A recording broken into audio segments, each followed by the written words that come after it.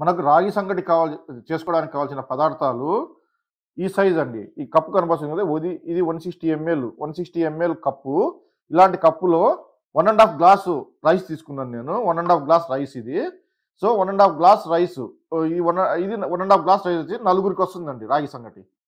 1 ½ glass rice, 1 ½ glass రాగి పిండి. ఈ 1 ½ గ్లాస్ రైసుకు మనం 10 గ్లాసుల దీని నుంచి ఈ గ్లాస్ నుంచి 10 గ్లాసుల వాటర్ తీసుకోవాలా. సో, ఈ రైస్ కడుక్కున్న తర్వాత 10 గ్లాస్ 4 మూలలు 4 కొద్ది సైడ్లు వేసుకోండి. వేసుకున్న తర్వాత మిగతాది మధ్యలో వేసేసుకోండి. ఇట్లా వేసుకున్న తర్వాత మనము దీన్ని మీడియం ఫ్లేమ్‌లో ఒక 2 నిమిషాలు వదిలేద్దామండి. మనకు చూసినారు కదా! ఇది కట్టె స్టిక్ మీకు ఏదో సంగటి కట్టె అంటారు దీన్ని మీ దగ్గర ఎక్కడన్నా నీట్‌గా ఏమన్నా ఒక కట్టెల మాదిరి స్టిక్ ఉంటే మీ దగ్గర కట్టె మాదిరి చిన్న స్మాల్ సైజ్ కట్టె ఉంటే ఇది తీసుకొని దీన్ని కంప్లీట్‌గా బాగా నిరుపుకోండి. ఇట్లా బాగా కలపాలండి. ఈ రాగి పిండి మొత్తము రైస్ ఉంటుంది కదా! రైస్‌లో కలిసిపోవాలండి. ఇలా ముద్ద రావకూడదండి. నీట్‌గా కలుపుకోవాలి మనం. చూసారా? ముద్ద ఉండకూడదండి. ఎక్కడ గాని ముద్ద ఉండకూడదు. ఇట్లా పట్టుకొని నీట్‌గా కలపాల.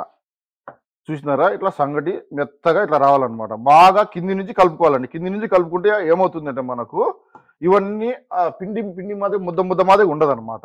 సో, దీన్ని అలానే స్టవ్ ఆఫ్ చేసి వదిలేసేయండి. సంగటి ఎట్లా అంటే మనం ఎప్పుడో సంగటి టేస్ట్ చేసినప్పుడు వేడిగా ఉండాలండి. సంగటి చల్లబడితే అస్సలు తినలేం మనం. ఓకే.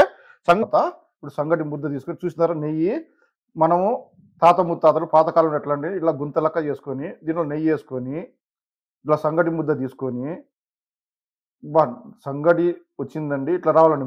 ముద్ద లెక్క రావాలా. దీంట్లో తీసుకొని కర్రీలోకి తీసుకొని ఇట్లా ఉంచుకొని తింటే టేస్ట్ మాత్రం వచ్చిందండి. అదిరిపోయిందండి. చూసారా? ఇట్లా నెయ్యి తీసుకోవాలి మధ్యలో.